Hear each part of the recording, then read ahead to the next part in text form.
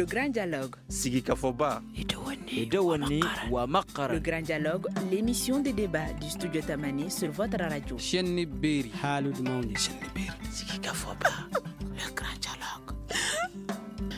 Chers auditeurs, chers téléspectateurs, bonsoir et bienvenue dans votre émission Le Grand Dialogue de ce soir. Ce soir, nous allons parler de la Biennale artistique et culturelle et l'émission est délocalisée à Mopti qui réunit la jeunesse malienne pour 10 jours, c'est-à-dire du 6 au 16 pour le compte de la Biennale édition 2023 à Mopti ici. Pour parler de l'organisation de cette édition de Biennale, le regard des journalistes sur cette édition en cours et qu'en est-il également de la ferveur dans la ville de Mopti? On en parle avec trois invités.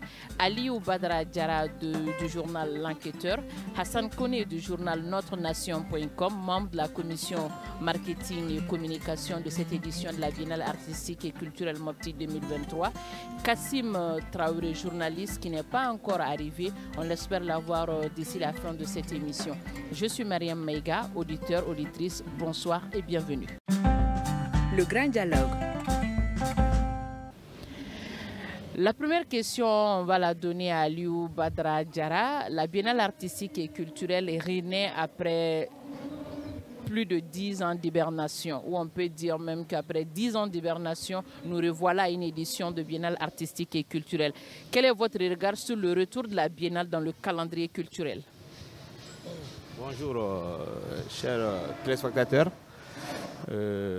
Bon, Mariam, ce que moi je peux dire, ça c'est une très bonne chose.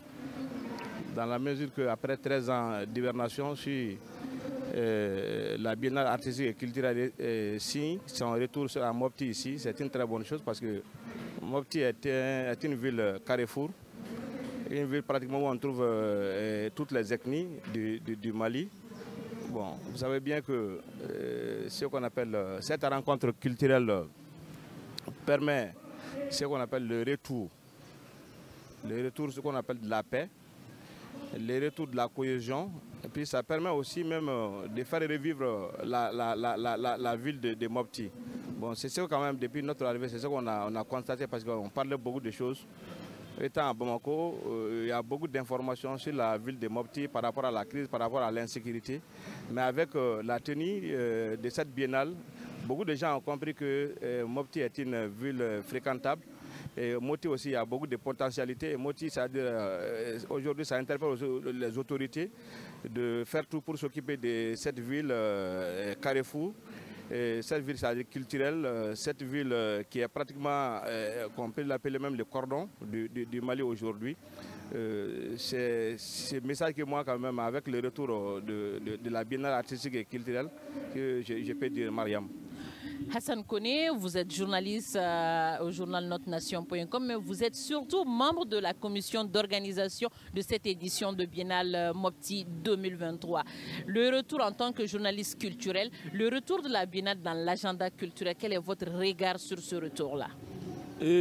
Mariam, je te remercie et je remercie par la même occasion la radio Tamani pour l'organisation de cet espace de débat sur la Biennale.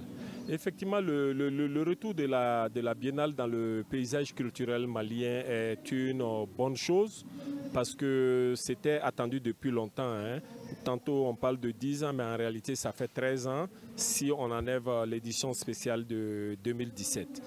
Mais il faut reconnaître que c'est un événement très important dans le paysage culturel malien parce que n'oubliez pas que l'espace de la Biennale, pour moi, c'est une institution de socialisation de la jeunesse malienne. Et parce que c'est grâce à la Biennale qu'on arrive à réunir pendant 10 ans, 15 jours, et pendant 15 jours, 10 jours, et des jeunes d'un certain âge de toutes les régions du Mali, qui viennent, qui se lient d'amitié, qui font des rencontres. Et cela est très nécessaire, surtout dans le contexte actuel du pays où nous avions besoin d'un espace où les Maliens peuvent se parler, peuvent s'écouter, peuvent s'entendre. Et je pense que la Biennale est un espace qui doit le faire et c'est un espace de socialisation. Et avec la disparition des internats dans nos lycées, il faut quand même que l'État du Mali puisse se donner des espaces de socialisation des jeunes Maliens. Et la Biennale est un espace qui sied bien à cette initiative. Donc l'initiative est à saluer et vous êtes là depuis bientôt une dizaine de jours à Mopti. Vous avez vu comment cette jeunesse malienne très dynamique est en train de se battre, en train de travailler, est en train de faire des créations très expressives sur des problèmes de ce moment. Merci. Chers auditeurs, chers téléspectateurs, les bruits de fond que vous entendez font partie du décor de cette émission qui est enregistrée au son du stade Barema Bokoum à Mopti. Hassan Kone, vous gardez la parole. De 6 régions plus le district de Bamako à 8 régions plus le district de Bamako. Cette édition de la Biennale se déroule avec 19 régions plus le district de Bamako, 20 au total. Est-ce que, comment s'est fait cette préparation-là? Bon, la préparation a été un peu difficile parce qu'il faut reconnaître que tout allait un peu très vite. Et là, c'est le génie malien qui a pu faire qu'on arrive à tenir cette biennale. Parce que vous vous souvenez, une biennale s'organise sur 2 ans. Mais là, pratiquement, la biennale a été organisée cette année sur 6 mois.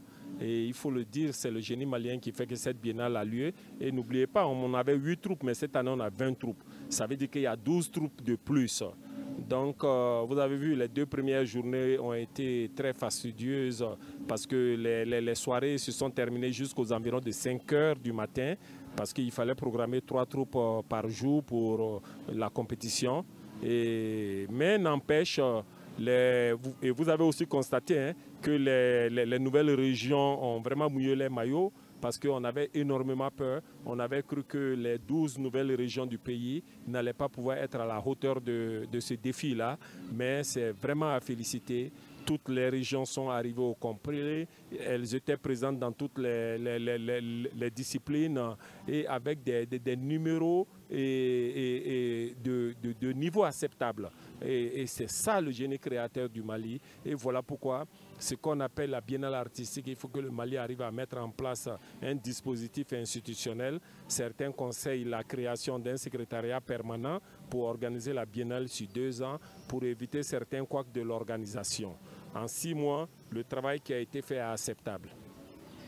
Aliou Badra, vous avez écorché dans vos mots d'introduction cette incertitude de certains Maliens concernant la tenue de cette édition 2023 de la Biennale à Mopti.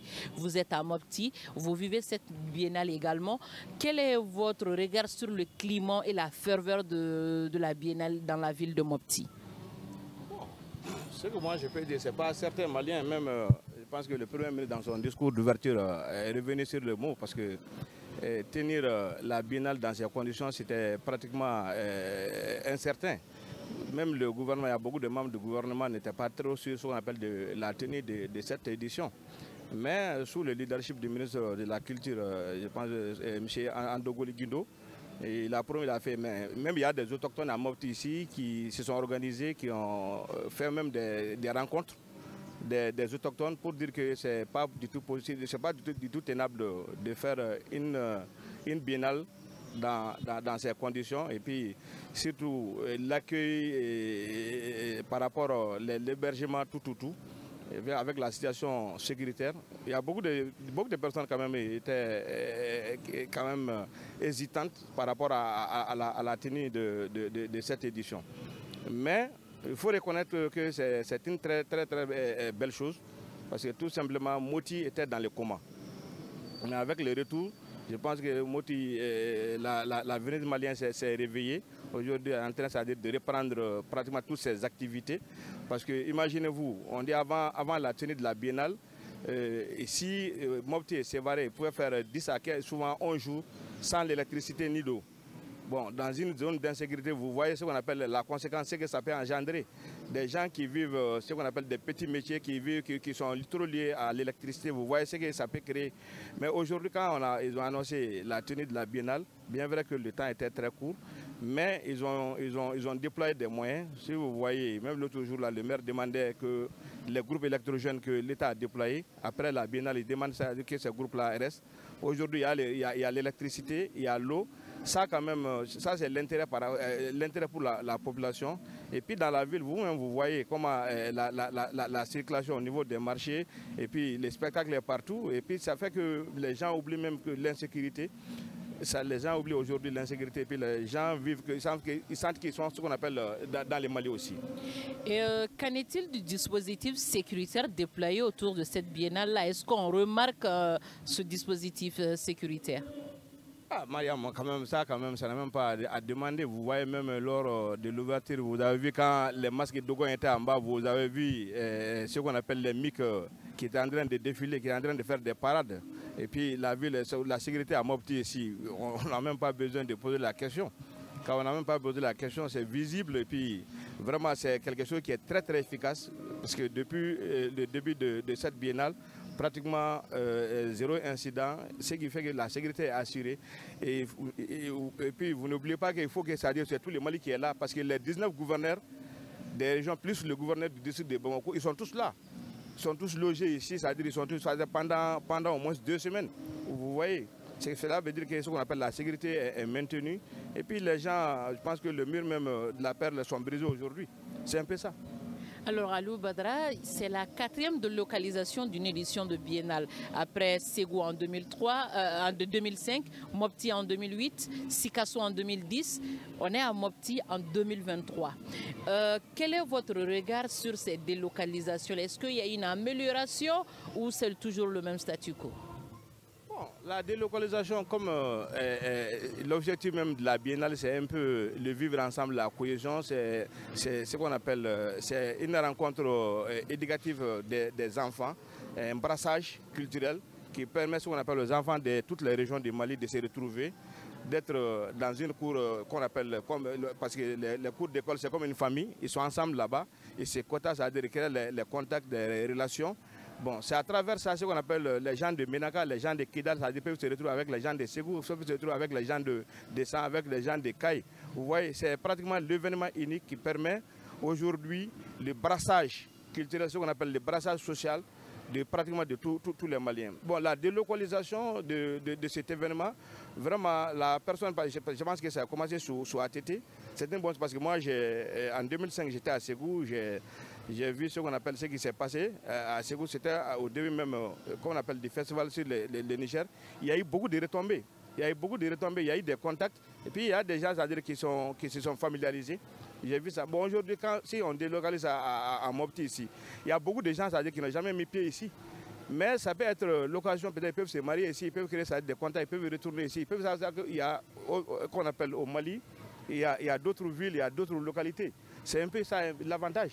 On espère que ABD ne fera pas de mariage ici sur le site à Mopti avant le retour. Hassan Koné, vous l'avez entendu, ça crée des liens, ça crée des relations également. Mais est-ce que qu'apporte cette édition 2023 à la Biennale? Est-ce que ça a un plus cette délocalisation à Mopti? Dans le contexte actuel du Mali, cette délocalisation à Mopti est très significative. Parce que, sans oublier, vous comprenez qu'avant la tenue de la Biennale à Mopti, tout le monde pensait que Mopti, selon certaines chancelleries, est marqué en zone rouge et que c'était interdit d'accès même à certains Maliens. Mais là, vous voyez, avec l'engagement de l'État du Mali à tenir cette Biennale, nous sommes tous là depuis quelques jours et Dieu merci. Et avec l'accompagnement de la sécurité, tout se passe bien actuellement. Donc il faut dire que la délocalisation, la biennale actuelle à Mopti est un signe fort de la résilience du peuple malien et face à toutes les difficultés que nous connaissons. Et en même temps, c'est une biennale qui vise à remettre en confiance la région de Mopti. Vous l'avez constaté, en réalité, avec cette biennale, on souhaite aujourd'hui que peut-être l'État puisse reprendre le tronçon sans Mopti, sans Sévaré. Si le tronçon est retapé, il est clair que la vie va reprendre à Mopti parce qu'avec tout ce qu'on vient de constater en 10-15 jours à Mopti, et tout cet engagement, ces hôtels qui étaient fermés, qui ont réouvert leurs portes, qui ont essayé de se mettre à neuf pour recevoir les participants de la biennale, ces restaurants qui ne fonctionnaient plus, qui ont commencé à tourner, et le petit commerce qui, pendant ces 15 jours, a un peu respiré, ces petits transporteurs qui sont dans la ville, qui se débattent tous. Donc ça veut dire qu'il y a quelque chose qui est annoncé. C'est une édition qui pourra donner le top départ de la reprise des activités culturelles et touristiques dans la région de Mopti. C'est vrai, vous l'avez dit, un souffle pour plusieurs secteurs d'activité dans la région de Mopti. Commission d'organisation, vous êtes à la tête également des journalistes locaux et ceux qui sont venus également d'ailleurs d'autres parties du territoire à cette édition de Biennale. Ils sont au nombre de combien les hommes de médias qui couvrent cette édition de Biennale et dans quelles conditions sont-ils? Bon, en réalité, il faut le dire, quant à la presse qui est venue de Bamako, sans compter l'équipe de Oulartem qui fait environ 60 personnes, et on est arrivé ici à Sévaré avec au Bamo une trentaine d'organes de presse venus de Bamako. Et en ce qui concerne les conditions d'hébergement, des mémoires de participants à des biennales, les journalistes n'ont jamais été aussi bien logés qu'à cette biennale à Sévaré. Je le dis parce que j'ai participé à plusieurs biennales. Les journalistes ont été extrêmement bien logés. Bon, c'est vrai que c'était difficile les 2 premiers jours en termes de restauration, mais après tout est rentré dans l'ordre aujourd'hui. La restauration est assurée par un service traiteur qui est de bon niveau. Ceux qui ne sont pas assurés par le service traiteur sont directement nourris au niveau de leur hôtel. Un effort exceptionnel est fait dans ce sens-là. Donc, la presse, vous-même, Tamani, la radio Tamani est là avec une très forte équipe. J'ai cru entendre 25 ou 24 personnes. Il y a l'ORTM qui est là avec une soixantaine de personnes. La presse locale, régionale de Mopti s'est mobilisée. Depuis bientôt 1 mois, toutes les radios de Mopti sont en activité. Ils m'ont même laissé entendre qu'ils ont reprogrammé 50% de leur programme sur la biennale. Donc ça veut dire que c'est une biennale qui est largement couverte. Vous voyez sur les réseaux sociaux, l'effort est fait par 2 ou 3 organes de presse. Et toutes les régions sont venues avec une équipe de journalistes, des journalistes de toutes les régions. Toutes les régions se sont fait accompagner par des journalistes, des activistes des réseaux sociaux. Donc c'est une biennale vraiment qui est suffisamment médiatisée. Et on peut rester partout aujourd'hui pour suivre cette biennale et souvent même en direct. Alors encore à Sankone, tout est bon, les journalistes sont là, ils travaillent dans de meilleures conditions. Mais à BD, à votre regard de journaliste culturel sur la question, y a-t-il des insuffisances ou des couacs pour cette édition 2023? Bon, madame, honnêtement, moi, quand même, j'ai pas constaté ça. Dire qu'il y a des insuffisances, comme il a bien dit, les gens sont bien logés. Et puis la restauration aussi, elle est bonne. C'est seulement ce qu'il a dit, les 2 premiers jours sur la route, parce que c'était prévu pour une journée, mais on a fait 2 jours parce qu'on a dormi. Les journalistes ont dormi à Ségou, après on a pris la route. Bon, là, il y a eu des arrêts. Bon, c'est ça. À part ça, on n'a pas de difficulté particulière de dire que les gens se plaignent parce que tout le monde, l'accès est facile, les gens ont des barges et puis les gens sont libres de travail aussi. Alors, parlons maintenant des compétitions de troupes qui se déroulent, qui ont débuté le vendredi 6 juillet, qui se poursuivent jusqu'au samedi 15 juillet prochain. Déjà, plusieurs troupes, je pense que 12 troupes ont déjà passé sur scène, ont déjà compéti. Quel est votre regard sur le niveau de ces troupes-là? Parce qu'il y a des nouvelles régions qui ont participé. Le regard sur le niveau de ces troupes-là? Bon, je pense que si vous parlez un peu comment on appelle, de mon regard par rapport à ce sujet, comme je n'ai pas pratiquement suivi la prestation de toutes les troupes, mais est-ce que vous avez eu à regarder, est-ce qu'il y bon, a une évolution, une régression? La participation de Kidal et de Ségou, j'ai vu ça, j'ai beaucoup quand même aimé la participation, la prestation de la troupe de ma ville natale. J'ai vu que vraiment c'était à la hauteur et puis il y avait l'innovation, il y avait l'authenticité et puis il y avait même la créativité. Et puis ce jour-là, je pense que la salle était émerveillée. Bon, après, j'ai entendu parler de la prestation de la troupe de Koutiala, de Tombouctou. Bon, je pense que le niveau quand même, les gens, quand même, il y a l'appréciation, même si souvent c'est au niveau de certaines troupes, il y a des insuffisances, mais quand même, la prestation, les gens apprécient. Ah, vous l'aurez compris, Abédé de Ségou, il ne peut qu'apprécier la prestation de sa région natale qu'est Ségou. Mais Hassan connaît. Là, Hassan, vous avez pu assister à 12 troupes qui sont passées sur scène, parce que je vous voyais également dans la salle lors des nuits de compétition. Quel est votre regard sur le niveau général des troupes en tant qu'observateur, en tant que journaliste culturel qui a participé à plusieurs éditions de Biennale? Bon, globalement, il faut dire que c'est une biennale de reprise. Hein. Et par rapport à cette notion de reprise, on ne pouvait s'attendre à mieux. Parce que même en venant à Mopti, on avait énormément d'inquiétudes. Et ces inquiétudes se sont révélées lors de la prestation de certaines troupes par rapport à certaines disciplines. Et par rapport à cela, je pense qu'il y a un grand effort de formation des encadreurs de troupes. Les encadreurs de troupes ont besoin d'être encadrés, il faut qu'on le dise. Parce que la biennale est un cadre où on vient pour voir la créativité, le génie créateur du Malien.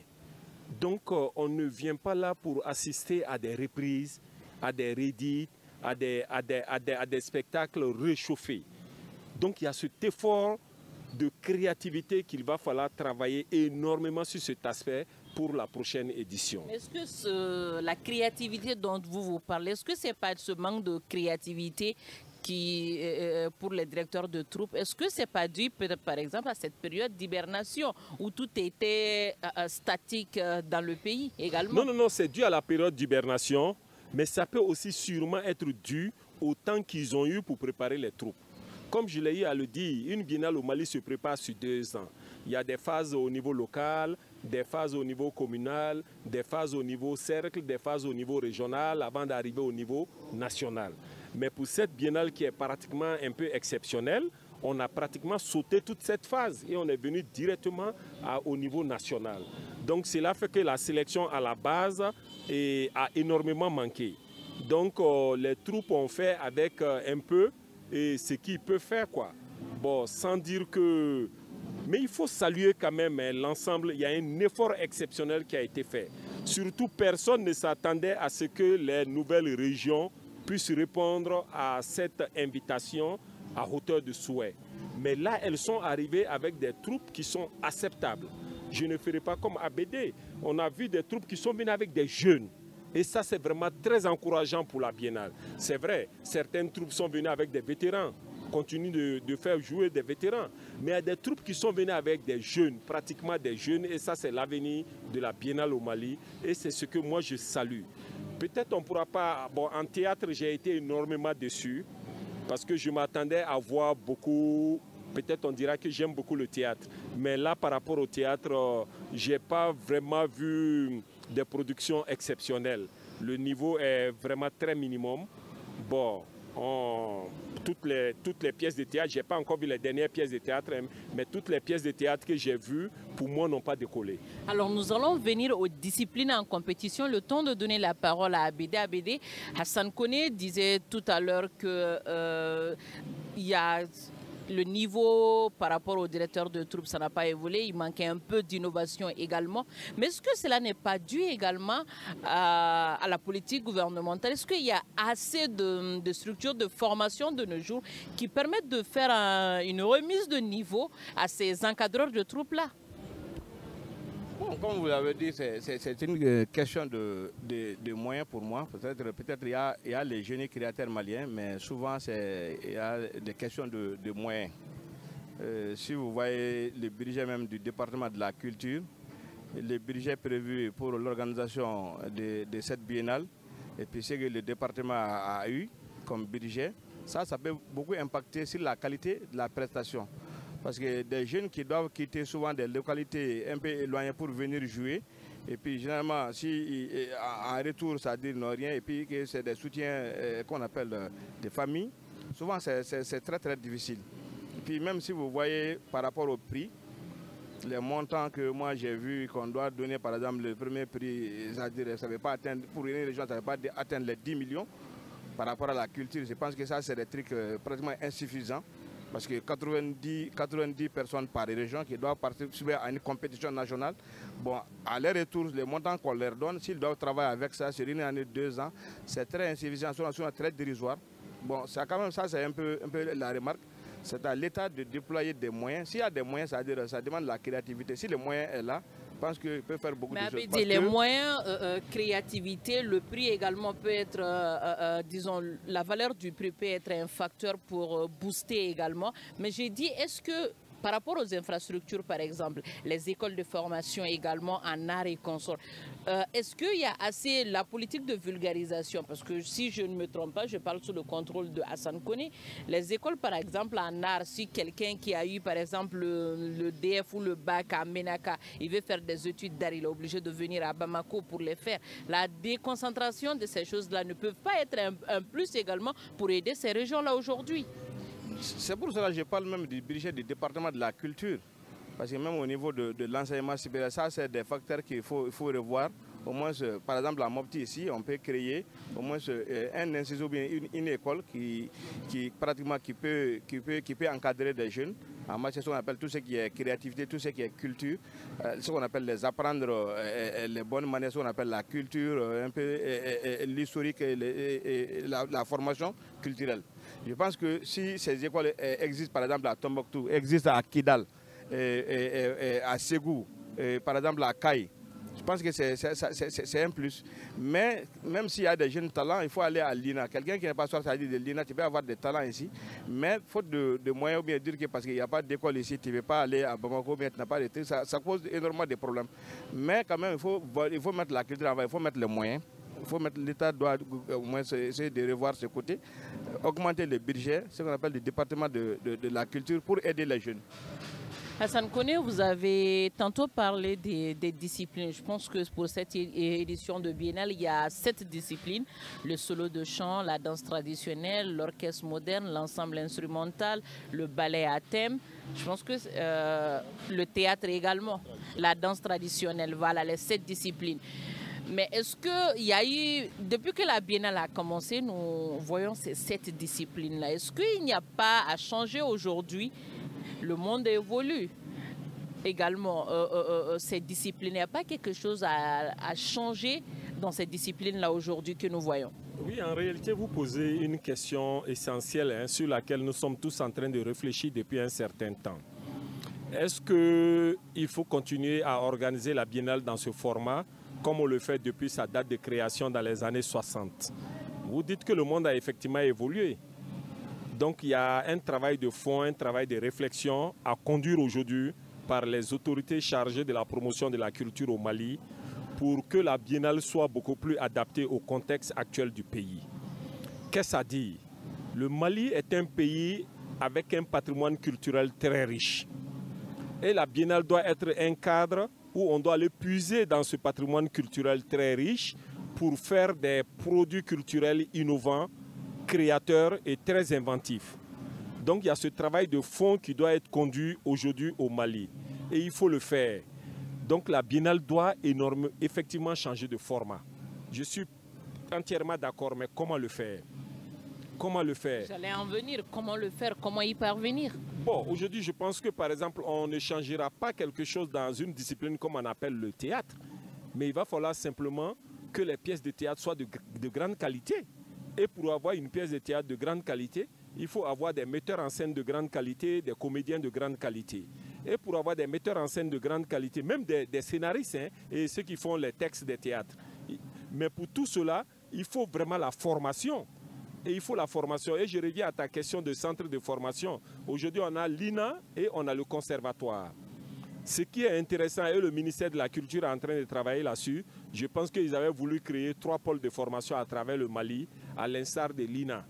Ils veulent créer des centres à l'intérieur du pays. Je n'ai pas trop le dispositif en tête, mais j'ai cru entendre qu'on voulait installer 3 centres de formation, 3 pôles de formation pour pouvoir former le maximum d'enfants maliens. Mais en même temps, on a le droit de se poser la question, quelle est la place que l'État malien réserve à sa culture? Tout le monde dit au Mali que la culture est très importante. Mais est-ce que la culture est suffisamment accompagnée financièrement pour qu'elle soit très productive pour ce pays-là? Ce qui n'est pas fait. Actuellement, quand tu prends le ministère de la Culture, je ne fais pas l'avocat pour le ministère de la Culture, mais tout le monde sait que le ministère de la Culture n'a qu'un budget de fonctionnement. Il n'y a pas un budget qui est alloué à l'animation culturelle. Donc il faut que l'État travaille, en plus du budget et de fonctionnement du ministère, il faut arriver a donné un budget à l'animation culturelle. Et ce budget à l'animation culturelle peut être fait à travers ce que nous on avait appelé à l'époque l'agence de promotion des initiatives culturelles. L'État crée une agence de promotion des initiatives culturelles et au lieu de créer des fonds d'aide à la culture, des fonds éparses à gauche, à droite, on regroupe tous ces fonds-là au niveau de cette agence et les différents partenaires qui collaborent avec le Mali dans la promotion de la culture vont mettre leur contribution dans cette enveloppe. Et l'agence, avec un comité d'administration, un conseil d'administration bien efficace, va procéder à des appels à propositions, peut-être 3 ou 4 appels à propositions par an pour les différents secteurs culturels du pays. Réfléchissons à mettre en place une stratégie d'accompagnement de ce secteur culturel. Moi, je suis convaincu que si le Mali met en place un véritable dispositif d'accompagnement de son secteur culturel, cela pourra absorber un taux important de chômage dans le Mali. Ça, c'est un aspect. Deuxièmement, on est dans le contexte de la décentralisation aujourd'hui. Quelle est la part de la culture dans les différents PDC que nous donnons à nos différentes communes à travers le pays? Souvent, quand tu prends les PDC de nos communes, tu vois que la culture n'est pratiquement pas représentée dans le PDC en termes de financement. Et l'État central ne pourra pas tout financer. La décentralisation a été faite pour que chacun se prenne en charge au niveau de sa commune. Donc c'est à ces communes-là que nous avions de réfléchir, à ces conseils de cercle, ces conseils régionaux, de réfléchir sur des stratégies à mettre en place pour le financement de la culture au niveau local. Mais Hassan Kone, c'est bien beau pour que est-ce que ces communes-là savent également qu'elles doivent mener ce genre de réflexion? Je me dis également, il y a un manque de communication à ce niveau. Oui, mais écoute, Mariam, personne n'a allé dire à un maire qu'il faut développer la culture dans ta commune. Le maire, il a compétit pour être maire de sa commune. Il doit pouvoir développer des stratégies pour prendre en compte tous les secteurs de développement de sa commune. Et la culture en fait partie. La culture est un élément essentiel du développement à la base. Tant qu'on ne va pas développer notre culture à la base, préserver notre patrimoine culturel à la base, nous n'allons pas exister. Le niveau national, c'est bien pour donner le là. Mais il faut quand même qu'au niveau local, que nos les institutions au niveau local soient suffisamment sensibilisées, comprennent leurs responsabilités dans la promotion culturelle. Et cela commence par nos PDSEC. Prévoir quelques millions dans nos PDSEC pour l'accompagnement de la culture dans la commune. Aujourd'hui, nos communes, prends nos communes. Quelles sont ces communes-là qui ont des centres culturels? Quelles sont ces communes-là qui ont des animateurs culturels? On parle de la biennale, mais aujourd'hui, toutes les communes au niveau du Mali devaient avoir des troupes culturelles au niveau des communes. Le maire devait pouvoir accompagner cela au niveau de sa commune. Parce que la biennale a repris, hein, et c'est à ce niveau-là, au niveau local, on va aller rechercher les talents. Et s'il n'y a pas un accompagnement pour le développement de ces talents, ça va énormément poser problème. Tout sera concentré à Bamako et à chaque biennale, chacun va courir pour aller chercher des gens à Bamako. On va parler du mercenariat. Et ce n'est pas fait pour ça. C'est fait pour la découverte des talents au niveau local. Et on ne peut pas découvrir des talents au niveau local s'il n'y a pas des investissements au niveau local. Il faut arriver à cela. Il faut arriver à mettre un maillage de centres culturels dans toutes nos communes, dans tous nos cercles, pour que les spectacles produits par certaines structures culturelles puissent tourner à l'intérieur du pays. C'est ça aussi l'économie. Il faut qu'on arrive à développer des stratégies d'une économie autour de la culture. Tant qu'on n'arrive pas à tant que la culture malienne ne va pas nourrir son homme, l'acteur culturel, après avoir joué sur une scène de théâtre, sera obligé d'aller casser du fagot pour nourrir sa famille. Et dans un tel contexte, on va tuer la culture. Alors, Hassan parlait de mercenariat, je le prends au mot. Le fait que tout est concentré au niveau de la capitale et pratiquement à chaque édition de Biennale, vous verrez que le plus grand nombre vient de la capitale et ils sont tout le temps, la capitale Bamako est tout le temps mieux classée également. Est-ce que cela ne concourt pas un tout petit peu à défavoriser certaines régions également qui, par exemple, surtout ces nouvelles régions nouvellement créées aujourd'hui qui participent à une première édition de Biennale? ABD, c'est une question pour vous. Je n'ai pas bien saisi la question. Je dis, Hassan parlait de mercenariat tout à l'heure. Est-ce que cette façon de faire la Biennale ne défavoriserait pas ces régions-là, surtout les nouvelles régions qui viennent d'être créées? Évidemment, ça les défavorise, dans la mesure que, surtout en concentration, on appelle à Bamako, les centres de formation, les instituts sont là-bas. Et puis tous les professionnels de la culture sont basés à Bamako, y compris c'est-à-dire les membres du jury, c'est-à-dire qu'ils doivent au moins se noter les troupes régionales, c'est leurs élèves qui sont à Bamako. Ça crée des problèmes. Chaque fois qu'il y a des compétitions, tous les talents viennent de Bamako. Parce que la crème même de la culture malienne, c'est les gens qui ne sont pas nés à Bamako généralement. Ils sont partis pour les études, c'est-à-dire ils les ont détectés. Comme il a dit, au niveau local, il n'y a pas de moyens, c'est-à-dire pour assister, pour prendre en charge les talents. C'est-à-dire s'ils partent à Bamako, Bamako va les récupérer. C'est pour ça qu'ils viennent. On peut dire que tout est concentré à Bamako parce que là-bas, c'est la crème. Mais si au niveau local, si par exemple, le festival sur le Niger à Sékou, vous avez vu que ça crée des talents au niveau de la région de Sékou. Bon, si vous faites la même chose à Koulikoro, à Kaye, à Kidal, comment on appelle, à Menaka, ça peut permettre ce qu'on appelle non seulement l'émergence des talents, mais ça peut aussi créer diversifier ce qu'on appelle les acteurs culturels. Mais en réalité, tous les professionnels, ce qu'on appelle du monde de la culture, sont à Bamako, que ce soit les cinéastes, que ce soit ce qu'on appelle les metteurs en scène, les membres de jury, les danseurs, tous les meilleurs sont à Bamako. Ça, quand même, ça, c'est une réalité. Le constat est là aussi. Alors, Aliou Badara Diarra, de 1968 à nos jours, la Biennale artistique et culturelle a le même contenu. Les mêmes disciplines reviennent. Que faut-il? Est-ce qu'aujourd'hui, il y a lieu de changer, la même question que je viens de poser à Hassan Koné, il y a lieu de changer quelque chose à l'intérieur de ce rendez-vous culturel? Bon, je pense qu'avec l'évolution même du monde, souvent, ça-à-dire qu'il faut changer, il faut voir par rapport à ce qu'on appelle les nouveaux concepts qui sont là, le regard même de la jeunesse, l'émergence des réseaux sociaux, de la télévision, ce qu'on appelle des radios. Et puis même, il y a d'autres disciplines aujourd'hui qui sont là, c'est-à-dire qu'il faut ajouter. Je pense que le contenu, il faut revoir. Ça, c'est avec les hommes de la culture, ce qu'on appelle les gens qui sont là, par exemple, ceux qui font les critiques sur l'art, essayer de voir le contenu, diversifier, et puis ajouter, enlever d'autres choses, même si on n'enlève pas, c'est-à-dire on peut souvent changer les noms. Et puis les pratiques, mais de pratiquement plus de 40 ans, si c'est les mêmes thèmes, c'est qu'on appelle les mêmes disciplines, souvent il est temps de revoir le contenu, de faire même si il faut faire une assise nationale sur ça, essayer de revoir comment enrichir le contenu, comment enlever, c'est-à-dire ceux qui ne sont plus ce qu'on appelle d'actualité, et puis introduire d'autres disciplines au sein de la Biennale. Je pense que cela est faisable. C'est une question de travail, c'est une question de vision, c'est une question de politique. Alors, de la Semaine nationale de la jeunesse à la Biennale artistique et culturelle, cet événement de dimension nationale a donné plusieurs produits dans le domaine des arts et de la culture dans le pays. Que deviennent ces produits? Est-ce qu'ils accompagnent toujours ces éditions de Biennale? Bon, je pense que certains de ces produits accompagnent parce qu'à l'ouverture, on a vu, je pense qu'il y avait l'autre là, Habib Dambélé, Guimard National, il y avait Ablaye Diabaté, ce qu'on appelle, qui est un grand chanteur.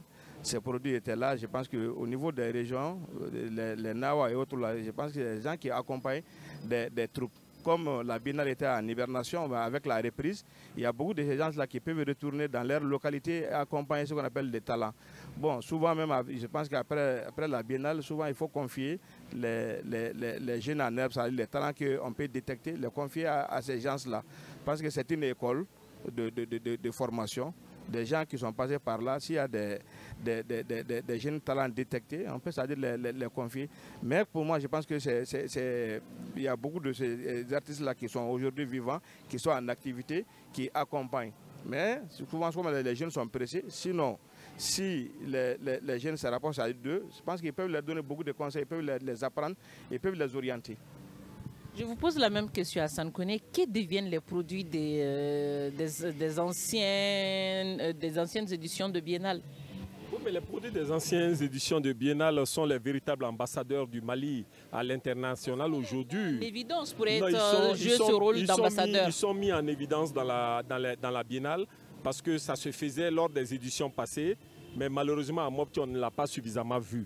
On avait vu qu'on sélectionnait à chaque édition de la Biennale le système de marraines ou de parrains. On disait que tel artiste qui est produit de la Biennale est marin de telle région. Bon, cette année, on n'a pas vu parce qu'effectivement, cela pose énormément de problèmes. Quand tu prends un artiste, tu lui dis qu'il est le marin de telle région ou le parrain de telle région, cet artiste a besoin de faire un effort financier pour l'accompagnement. En réalité, c'était fait de façon symbolique.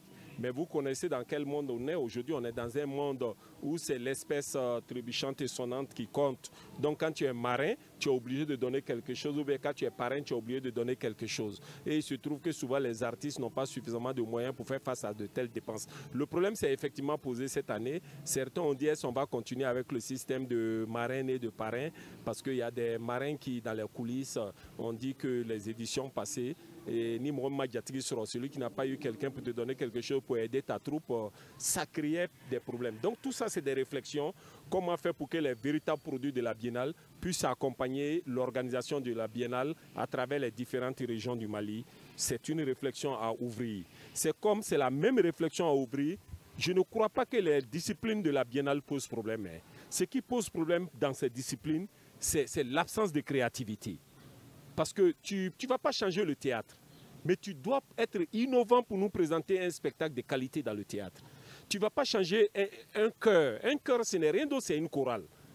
Et de plus en plus, on a vu que les chorales deviennent instrumentales au Mali. On n'a pas besoin d'instruments dans une chorale. C'est-à-dire qu'il y a un travail de fond qu'il va falloir qu'on fasse pour que la Biennale redevienne une véritable Biennale et que ce soit l'espace où on vient pour voir l'innovation, la création du génie malien. Alors, il nous reste la technique, mais sinon qu'il nous reste 4 petites minutes pour clore cette émission. Le temps de poser une dernière question, tour de table. Je commence par vous, Aliou Badara Diarra. La Biennale artistique et culturelle Mopti 2023 après 13 années d'hibernation. Est-ce qu'on peut dire que c'est un retour véritable quand on prend en compte le contexte sécuritaire du pays, le contexte sociopolitique également, et que ça revient réellement dans le calendrier culturel? Bon, je pense que c'est la promesse faite par le ministre de la Culture lors de l'ouverture. Quand même, il a donné l'assurance que ça, c'est le retour, la reprise effective de la Biennale artistique et culturelle, c'est-à-dire sur l'ensemble du territoire. Bon, rien que lui, quand même, il est le milieu placé, c'est-à-dire pour le dire, parce que c'est une question, une volonté, ce qu'on appelle politique, qu'on appelle des autorités de la transition. Est-ce que vous voyez vraiment une politique d'accompagnement de cette annonce-là? Bon, politique d'accompagnement, comme on parle de crise, parce que l'accompagnement, c'est les moyens, c'est la trésorerie. Rien que pour l'organisation de ça, je pense qu'il y a eu d'énormes difficultés en matière qu'on appelle de finances. Maintenant, la reprise, ça demande des moyens. Est-ce que si les acteurs culturels vont bien défendre le projet pour que l'État au moins met l'argent sur la table pour le maintien, pour le déroulement, le bon déroulement, même ce qu'on appelle de cette initiative culturelle? C'est un peu ça la politique. Si l'État quand même, s'il y a la volonté politique, je pense que c'est la reprise effective. C'est la volonté du ministre, c'est ce que je pense. La Biennale, fête de la jeunesse, qui réunit toute la jeunesse du Mali. Est-ce qu'on peut dire qu'à travers cette édition de Biennale Mopti 2023, que ce rendez-vous culturel signe son véritable retour à Sankone? Et dire que ce rendez-vous culturel signe son véritable retour serait comme si tu me demandais de jeter des courriers pour lire demain. Je ne peux pas. Vous voyez même l'histoire de la Biennale au Mali. Hein? L'histoire de la Biennale au Mali est intimement liée à l'histoire de ce pays. La Biennale a eu des hauts, comme le Mali a eu des hauts, et la Biennale a eu des périodes de grande latence, comme le Mali a eu des périodes de grande latence. Mais ce qu'on peut saluer aujourd'hui, les autorités actuelles ont mesuré l'importance de la Biennale. Ils se sont engagés à faire renaître cet événement et nous sommes en train de le vivre à Mopti actuellement.